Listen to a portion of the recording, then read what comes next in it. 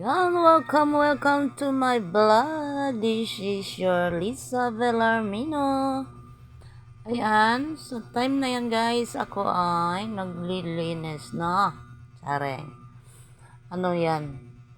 Kumbaga, magtanggal tayo ng ating magpunas tayo lahat ng gamit na nakapatong-patong dyan ba kay Diyos ko. Ewan ko ba dito sa alikabok, no?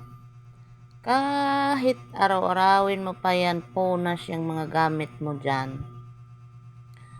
Meron at merong alikabok. Tanong, saan ba yan galing? Diba? Lalo tabi ka ng daanan, diba? Yung mga sasakyan. At kahit takbo lang ng mga bata, no? Ang alikabok ay magliliparan. So, yun. Lalo pag may hangin, ayan, pasok dyan sa ating bahay. Kahit anong sara mo, kahit anong tabing mo, talagang papasok. Parang usok. Ang usok ay di mo maitago. Talagang lulusot yan. Ayan. Parang ganun lang din ang alikabok, no? Uusok, tatagos na kahit anong takip mo. Doon naman siya patong sa takip mo.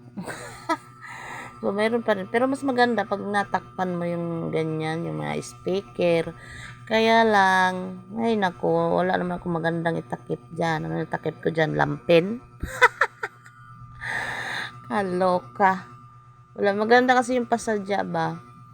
Saka ano, pinapasok kasi hanggang loob yan eh. Yung ano na yan, yung speaker. Kahit yung mga radyo natin. Yung amplifier natin pag di natin tinakpan. Hanggang loob talaga ang alikabok niyan. Kasi minsan, binuksan ko yung speaker namin dahil yun ay na pasa. Pinatuyo ko. Ay, sus. Alam mo ba yun? Parang may gagamba sa loob. Yung parang bahay-bahay ng gagamba. Mayroon sa loob. Tapos, ito si Ipis pala, ay pumapasok din doon. Pero mo, nagkaroon ng itlog ng ipis. Sabihin, kaya nilang lusot-lusutan. Pwede silang magbahay-bahayan sa loob ng speaker. Ganun pala yun. So, pero kahit siguro naman pagawan mo yan siya ng damit, ganun pa rin. Papasok pa rin yung, siguro yung alikabok. Oo, kaligtas ka sa alikabok. Eh, yung insekto, agi, kaya palang pasukin yan. So, sabi ko, paano nagkaroon dito ng ano? Ayan nila, yung, basta may makikita silang butas. Kaya nila. Ang galing. Gulat na gulat ako. Kasi yun, ano naman eh, parang may screen ba? Hindi naman yung speaker na malalaki ang butas, hindi naman yun. Oh, pagtingin ko, ay, sus. Parang may bahay doon ng gagamba. Tapos, merong itlog. Sabi ko, ganito pala, kahit anong kalabog mo dyan, palakasan mo ng tugtog yan, hindi man yan sila lalayas. Yung ano, bagay, itlog yung nakita ko doon, wala na yung nanay. Itlog na yung naiwan.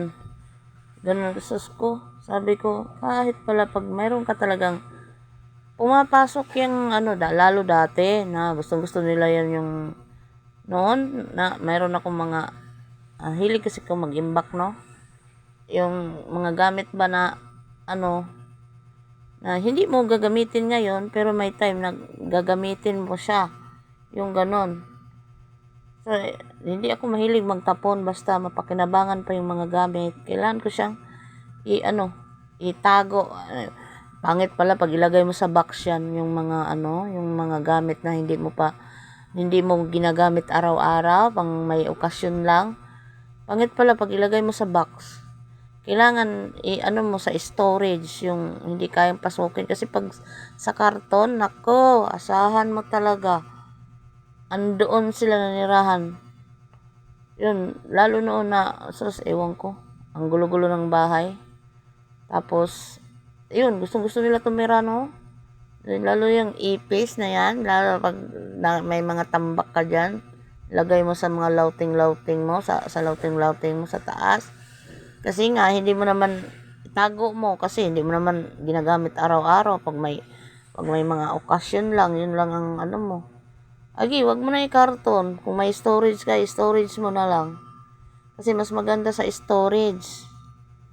Safety siya sa mga ganong insekto.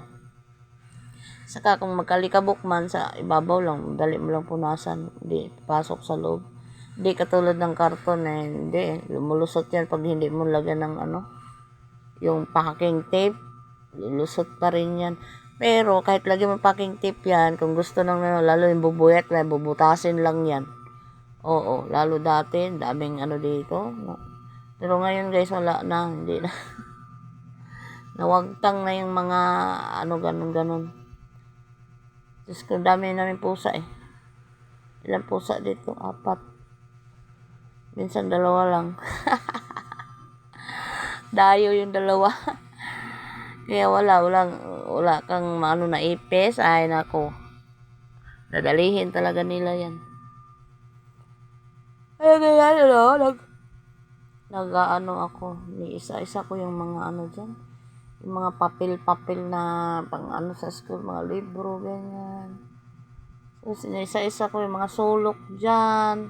Tapos, yung anak ko naman ay siya itong kalat. Ligpit mo. Kalat nila. Diba?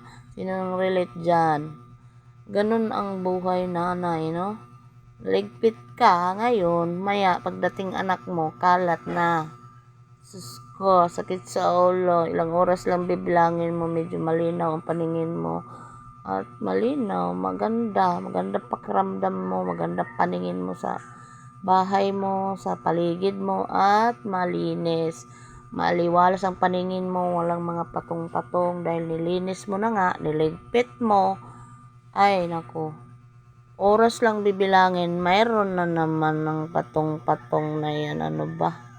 Walang kasawa-sawa, pero ako sawang-sawa. Uminit kasi ulo ko pag makalat, grabe. Hindi talaga maganda sa pakiramdam, makalat ang paligid mo. Kaya ako lang tagaligpit, sila ang tagakalat. Malalaki na, mas maganda pa yung maliit pa sila at marunong silang magligpit, marunong silang maghanger ng uniform. No, marunong sila maglagay ng mga labahan kung saan ilalagay ang labahan. No, ang uniform, lagi talaga yan, pag hinubad, lagi talaga yan hinahanger. Kasi yun ang sinabi ko sa ihahanger.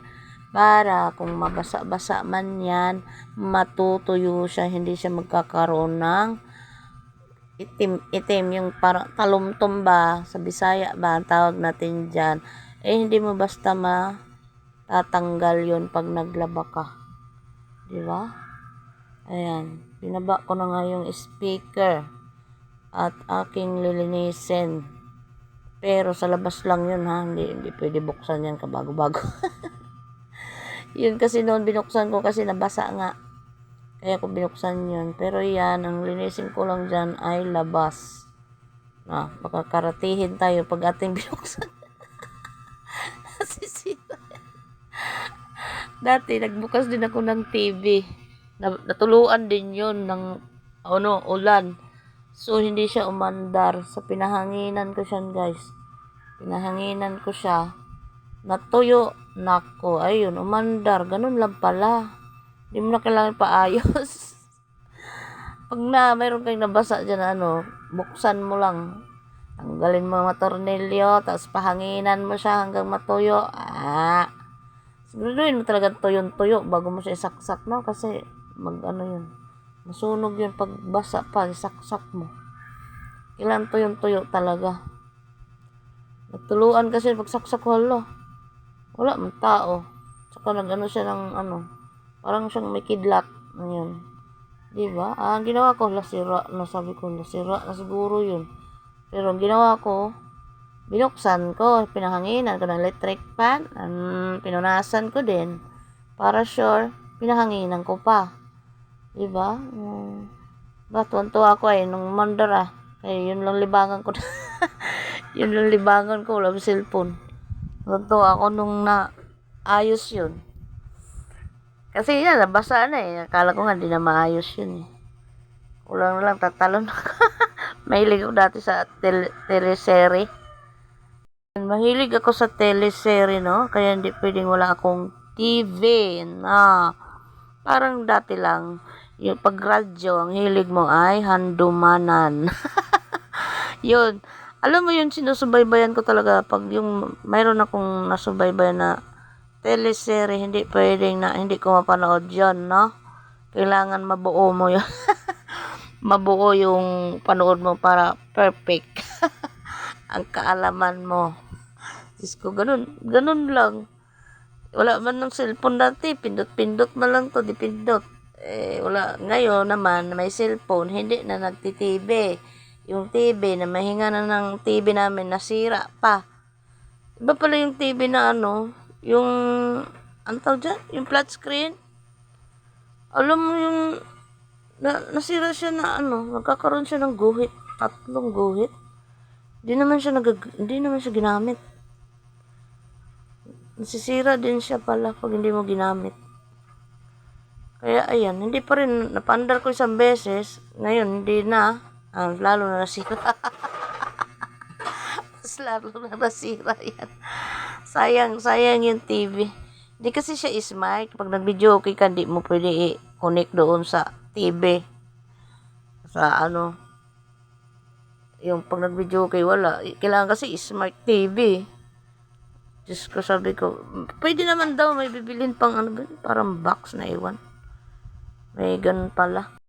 Ayun guys, kung nagustuhan yung ating video, pa-like and share naman, and comment, and subscribe my YouTube channel, Lisa Villarmino.